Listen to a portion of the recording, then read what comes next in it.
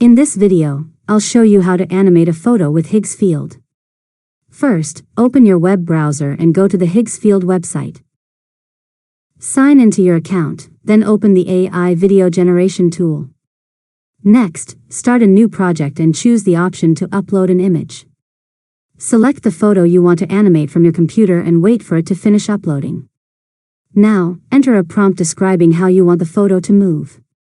You can describe the subject's motion, facial expressions, camera movement, or the overall style of the animation. If available, adjust the video settings, such as the aspect ratio, duration, or quality. After that, click the Generate button and wait while Higgsfield processes your request.